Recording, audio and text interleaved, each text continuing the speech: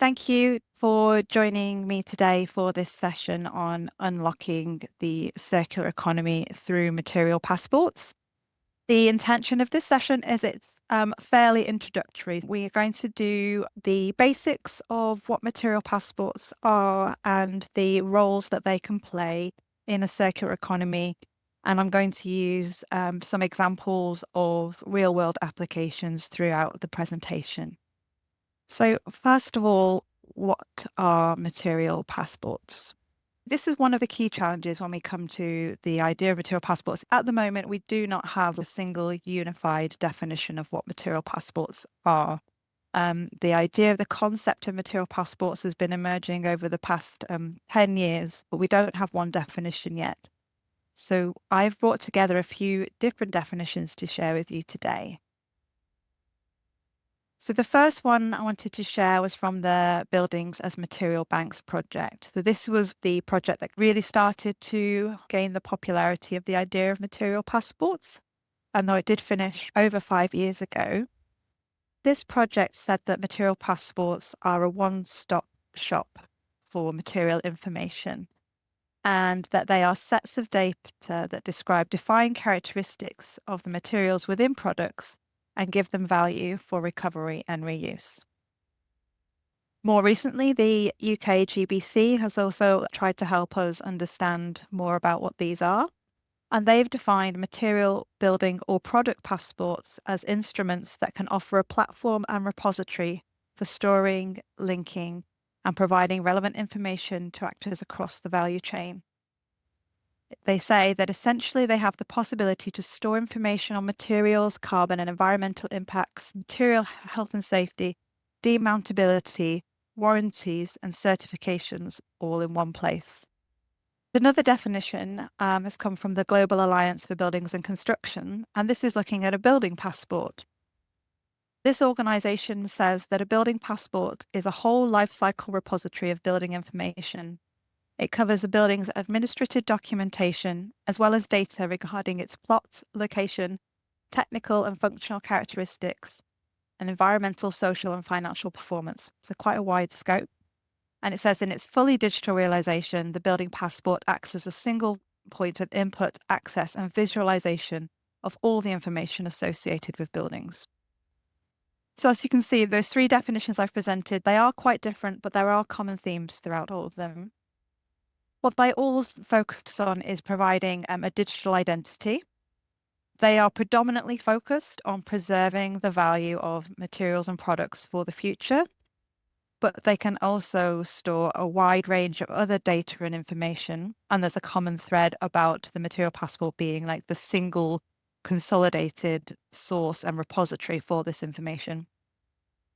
The other thing that the different definitions show is the range of scales that material passports can be created. So you can have a material passport for a raw material itself. This can be for a product or a component. They can then be made for a whole building level. And as we can see later, they can also then be aggregated across a whole range of buildings and assets as well. Although there's kind of convergence on the different definitions, there's also kind of convergence on some of the core themes of what passports are trying to do and what they need to contain. We do not have standardization yet, but we are expecting this to emerge over the next few years. The part of standardization that's coming soon is a product circularity data sheet. This is something that has been developed in Luxembourg and is currently in the final stages of being transposed to an ISO standard. This data sheet is not exactly the same as those material passport definitions I've presented already, but it does start to provide some common data points that should be reported and also some thresholds of what can be considered circularity at a product level. There is also ongoing work across the European standardizations committees on the standardization of circularity information for the construction sector. This is going to cover a whole wide range of aspects, including design and pre-demolition audits, but one of the aspects is specifically around the data and information that is going to need to be stored. That's going to be a few years away yet, as the working group has only just been formed very recently, but standardization is on the way. That was a brief introduction into what material passports are and the range of scales and attributes that they can contain. I'm going to spend the majority of the rest of the presentation talking about how passports can support the circular built environment. Some of the way that they can support has already been hinted in the definitions, and the majority of the definitions of passports are around preserving value for future use. And that's why Madaster create material passports, because we believe that waste is materials without an identity, and that by giving materials an identity and allowing them to retain that identity through their life within built assets, we can eliminate waste, and therefore enabling assets to be designed and managed as material banks in a circular economy. Just to explore that a little bit further, I like to use this Letty diagram to help describe a circular built environment. It's quite a complex diagram and it has a number of components. The first aspect of it is looking at the current built environment and trying to preserve and retain what we have there. This is in line with the ideas of the Retrofit First campaign and Don't Waste Buildings. And so if we have an existing asset, ideally we would maintain, refurbish or repurpose it, keeping as much of the materials in situ as possible.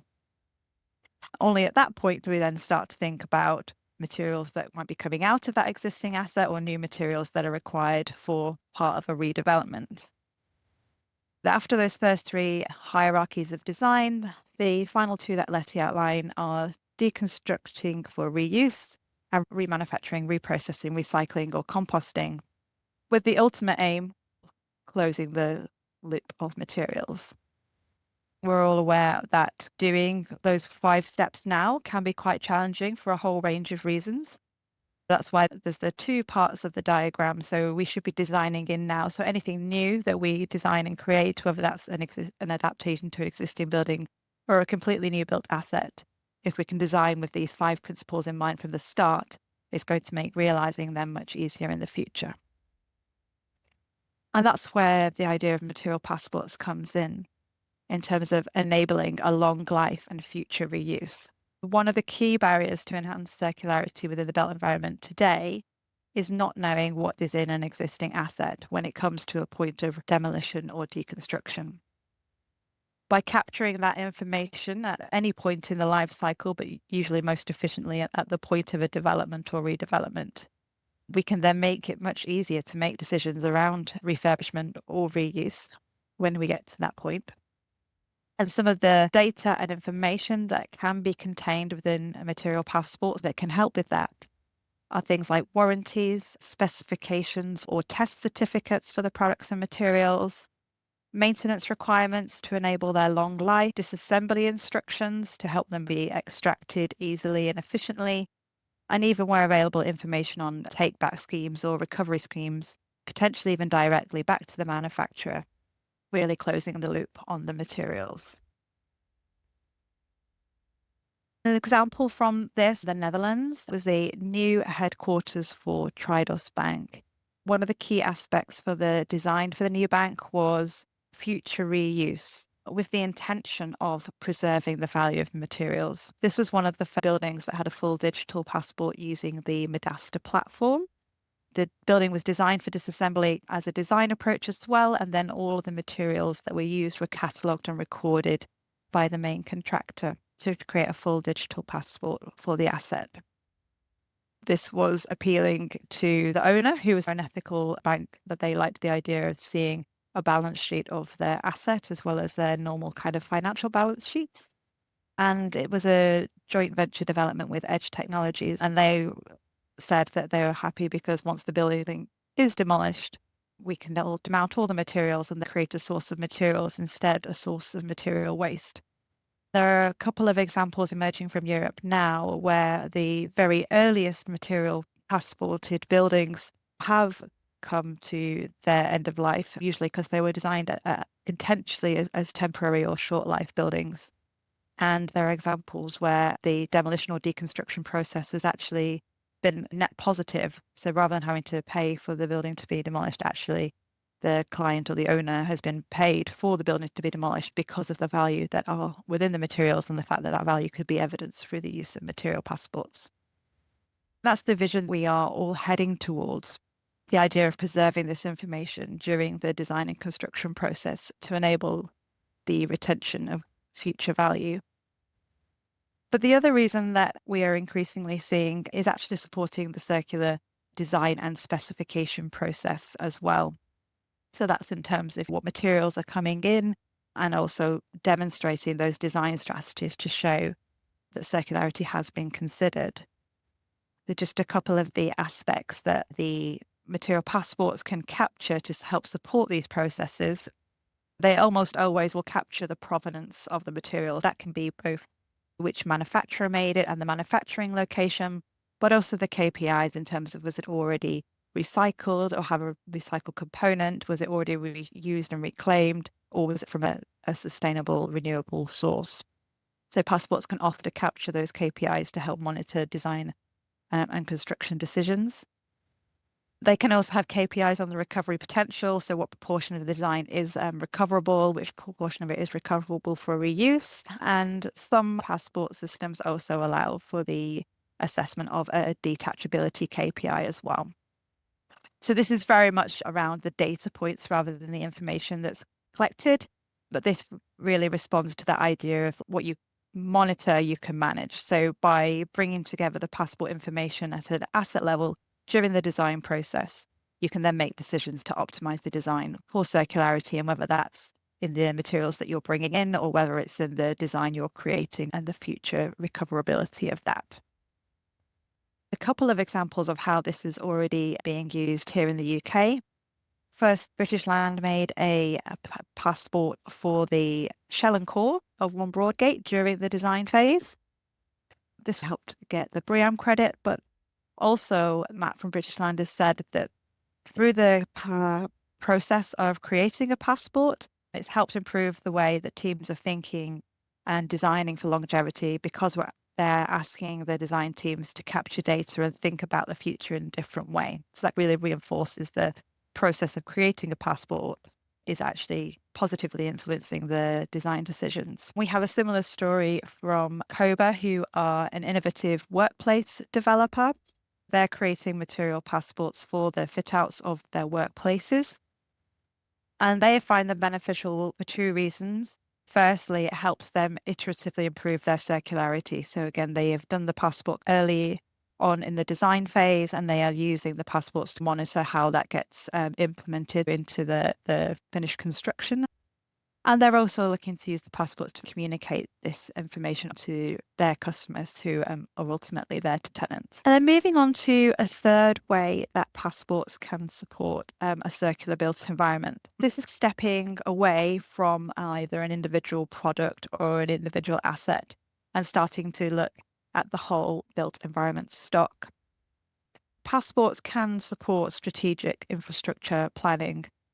This is when we start to do them at scale. So if we know what materials are within a whole range of assets across a region, a country, even the world, we know when those buildings were built, we know their typical lifespans, both of the buildings themselves and of the components that are within them. We can start to forecast when materials and products will be released from the built environment stock. And this can be useful for working out in the old school way of thinking, waste planning, but in the new school way of thinking, what logistics and storage, certification, testing and remanufacturing facilities might be needed, in what locations and when.